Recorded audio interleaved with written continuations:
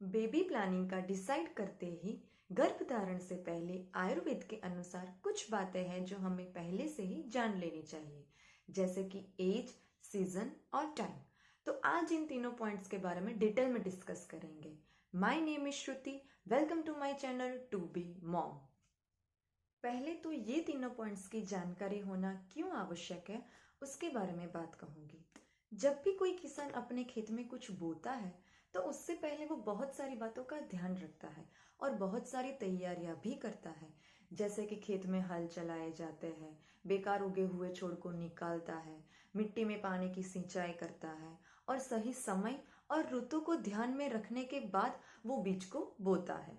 अरे किसान क्या, हम सब भी घर में कुछ उगाते हैं तो थोड़ी बहुत बातें सोचते हैं, ध्यान में रखते हैं, जैसे कि हमारे पौधे को लगाने के लिए या फिर रखने के लिए कौन सी जगह होनी चाहिए, कहाँ पे डायरेक्ट सनलाइट मिलेगी, कहाँ पे नहीं, क्योंकि कुछ पौधे होते हैं जिसको डायरेक्ट सनलाइट चाहिए, किसको नहीं। इन शॉर्ट, हम थोड़ी बहुत प्लानिंग के साथ हमारा पौधा या बीज को लगाते हैं। लेकिन जब प्रेगनेंसी की बात आती है तो हम सिर्फ हमारी फाइनेंशियल कंडीशन को ही ध्यान में रखते हैं। बेशक फाइनेंशियल कंडीशन को ध्यान में रखना बहुत जरूरी है, लेकिन सिर्फ फाइनेंशियल कंडीशन नहीं। हमारे आयुर्वेद में हेल्दी प्रेगनेंसी के लिए, सेक्सुअल एक्टिविटी के लिए उम्र, ऋतु और समय के बारे में स्पेसिफिकली कुछ बातें हैं जो बताई गई है। और अनफॉर्चुनेटली नेचर के इस हेल्दी शेड्यूल से बहुत सारे लोग अनजान हैं और ऑड टाइम पे सेक्सुअल एक्टिविटी करते हैं, जिससे डिप्रेशन, एंग्जाइटी और कुछ केस में तो इनफर्टिलिटी जैसी समस्याएं बढ़ जाती है। तो इस समस्याओं से बचने के लिए इन तीनों पॉइंट को डिटेल में जानते हैं। हमारा पहला पॉइंट है एज, उम्र। फिलहाल भारत में विवाह के लिए लड़कियों की न्यूनतम उम्र 18 साल और लड़कों के लिए न्यूनतम उम्र 21 साल तय की गई है। हम जानते हैं कि अराउंड 13 साल की उम्र के साथ ही एक लड़की के पीरियड्स आने स्टार्ट होते हैं और सुश्रुत संहिता में कहा गया है कि जब एक लड़की की आयु 16 साल की हो जाती है उसके बाद ही उसका शरीर गर्भधारण के लिए सक्षम बनता है। और शायद इसीलिए हमारे यहाँ लड़की की 18 साल की उम्र के बाद ही शादी होने का नियम बनाया गया है और इसके पीछे बहुत सारे कारण हैं। और अगर हम आंकड़ों के अनुसार चले तो भी यह नजर आता है कि जो ग्रामीण क्षेत्र है वहाँ आज भी 18 साल की उम्र के साथ लड़की की शादी कर देते हैं, आगे बढ़ाते नहीं है या फिर कुछ एक्टिविटी में पेरेंट्स इन्वॉल्व नहीं होने देते। तो न्यूनतम उम्र में बदलाव लाने के पीछे का उद्देश्य मातृ मृत्यु दर में कमी लाना है। इसीलिए हमारे प्राचीन शास्त्रों में जीवन के 4 चरण का वर्णन किया गया है।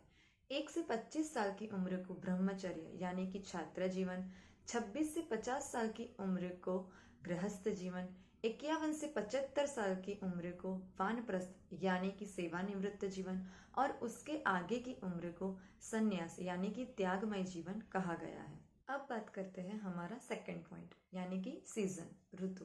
आयुर्वेद में 6 ऋतुओं का वर्णन किया गया है: वसंत, ग्रीष्म, वर्षा, शरद, हेमंत और शिशिर।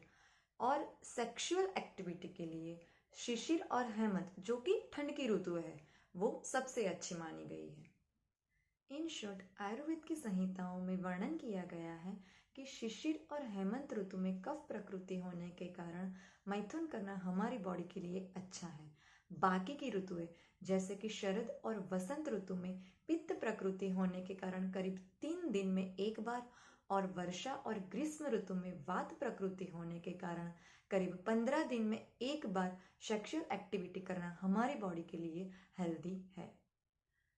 तो अब बात करते हैं इस वीडियो के लास्ट पॉइंट यानी कि टाइम, समय।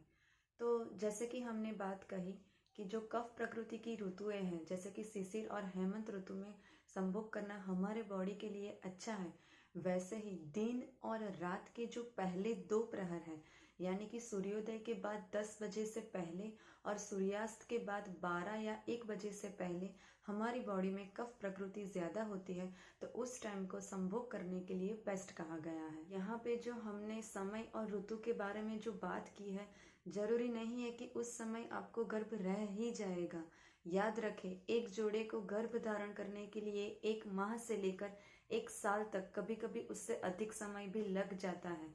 यह डिपेंड करता है कि वो कपल कितने समय से गर्भ निरोधक का इस्तेमाल करते आ रहा है।